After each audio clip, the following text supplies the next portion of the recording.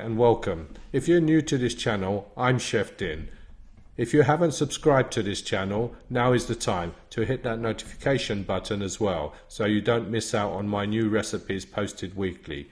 Here I will teach you how to prepare your ingredients, mix your spices and then cook the dish. So join me on a culinary adventure and learn to cook great Indian cuisine. With my knowledge and experience of over 40 years as a master chef and restaurateur, I will also share with you trade secrets. So let's not waste any more time and let's begin to cook a chicken Dhansak today. First we're going to get a little bit of oil in the frying pan. This is going to be a self-explanatory really, because I'm showing you exactly how long a restaurant-style Dhansak would take to cook if in a busy environment. So basically, you put your oil, let that heat up, and then a little bit of garlic. I'll put all the bits you will need to make the Dhansak in the description, so that you have everything ready. So give this a little bit of stir. We're only going to cook this for a little while, and then we're going to add the other ingredients. Now add a little bit of salt. That's just probably less than half a teaspoon of salt and about a teaspoon of mixed powder. You'll find all the ingredients and mixed powder you need on my channel, so I will put links to that in the description. Now you put about, I would say about half a cup of lentils pre-cooked in with some Worcester sauce. This is an old method, only done in the 70s, Worcester sauce. So I'm going back to the 70s with this recipe, proper BIR restaurant style curries. These are the way you would cook if you was in a restaurant environment for the public.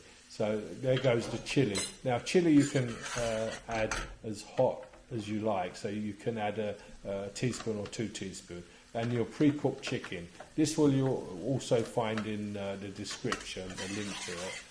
You need to cook all my ingredients, like the base gravy, what I'm putting in now, the pre-cooked chicken. You need to cook all these pre-cooked to make my curries, otherwise they won't taste the way it's supposed to. We put in a little bit of fresh coriander. I forgot to mention we did put in a little bit of methi as well. So now what we have to do is basically now just thicken this up. That's it. Because everything is cooked, so there's nothing that hasn't been cooked. All we're doing is we're basically putting together the ingredients to make the Dhansak. And this is how it's done in the restaurant. I've been cooking Dhansak since probably 1976, when I was only 15. We were helping my mum in the kitchens, and then I took over the restaurant when I was 16. When my parents all left and went back to Bangladesh, and I took over the restaurant, and basically all my life I've been cooking curries. So I'm teaching you, or going to teach you, how to cook proper BIR curries, which don't take long. As you can see, I use stainless steel frying pans because it's quick and it heats up the curries much quicker.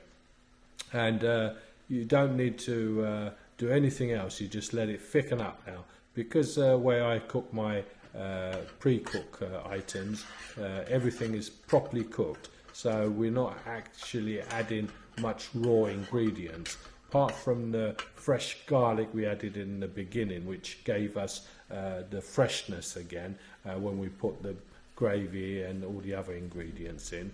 That's all you need to do. So all we're waiting to do is basically thicken the curry up, and then it's ready to serve. And this is how quick restaurant style curries take. It doesn't take 15-20 minutes. We wouldn't have the time to cook curries 15-20 minutes at a time. So this is the curries we would serve in a restaurant. As you can see, all I'm doing is making sure it's not burning on the sides, so I'm just bringing it back into the frying pan, and kind of stirring it, making sure it's not burning anywhere, because that's all we're doing, is making sure the curry is not burning on the sides or burning on the bottom. So we can leave this one and go on to another curry. I'm just adding some more sugar here because it wasn't sweet enough. So basically you add what you need to make it the type of curry you want. So if it's not sweet enough for you, add a little bit more sugar. If it's not hot enough for you, add a bit more chili powder, and then you would have your perfect curry. When I used to get customers in the restaurant, I used to create their own curries for them. So if they wanted a chicken and mushroom madras hot, I would make it a chicken and mushroom madras hot.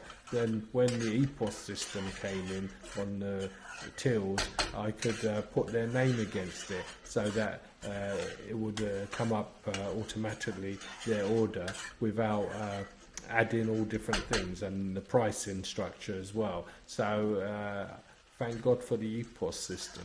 Anyway, this is nearly finished now. As you can see, it's only taken from start to finish about 6 minutes. No curry in the restaurant takes more than 6 to 8 minutes. So there you go. This is my Dhansak.